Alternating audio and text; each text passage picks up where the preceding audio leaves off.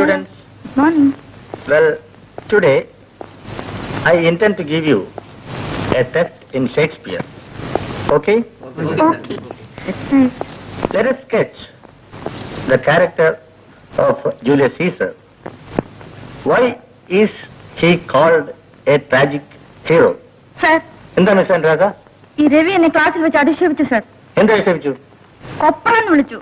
കൊപ്ര? What copra? കൊപ്പര sir, കൊപ്പര. Ravi, you stand up. നിങ്ങൾ അനുരാധയെ കൊപ്ര എന്ന് വിളിച്ചോ? സാർ, ഈ ബാബു എന്നോട് ചോദിച്ചു തേങ്ങ ഉണക്കിയാൽ എന്താകുമെന്ന്. ഞാൻ പറഞ്ഞു കൊപ്പരയാകുമെന്ന്. കേട്ടില്ലേ സാർ? സൈലൻസ്. നോണ സർ, നോണ. സത്യമാണ് സാർ, സത്യം. ആ ചീത്ത വാക്കിന്റെ മുഖത്ത് നോക്കിയാണ് സർ അയാൾ വിളിച്ചത്. സാർ, കൊപ്പര എന്ന വാക്കിന് ചീത്ത അർത്ഥമുണ്ടെന്ന് ഞാൻ അറിഞ്ഞിരുന്നില്ല സാർ. സൈലൻസ്. മേലാൽ ക്ലാസ്സിൽ വെച്ചോ പുറത്ത് വെച്ചോ കൊപ്ര എന്ന വാക്ക് ആരും ഉപയോഗിച്ചു വരുത്. നാളികേരം, കൊട്ടത്തേങ്ങ, ചകിരി എന്നീ വാക്കുകൾ ഉപയോഗിക്കാമോ സാർ? വേണ്ട. തേങ്ങയോ തേങ്ങയോട് ബന്ധപ്പെട്ട ഒരു പേരും ആരും ഉപയോഗിച്ചു വരുത്. ഇല്ല സാർ. അണ്ടർസ്റ്റാൻഡ്? Sit down. എന്താ പരാതി തീർന്നു അനുരാധേ?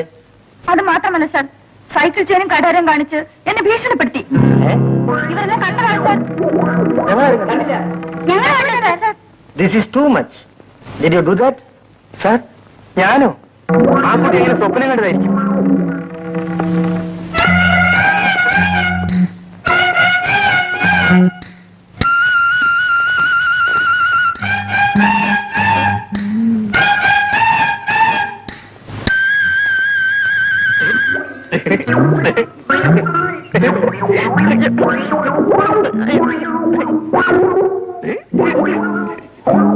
ഒന്നും കാണുന്നില്ലല്ലോ.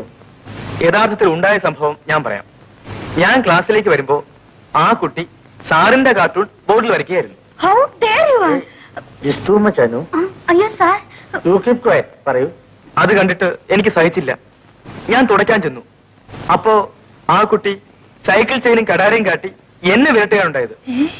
ഇല്ലെങ്കിൽ ഇവർ പറയട്ടെ. അതാണ് സാർ ഉണ്ടായത്. പച്ചക്കള്ളം. You sit down. സാർ, എന്നെ പരിശോധിച്ചല്ലോ.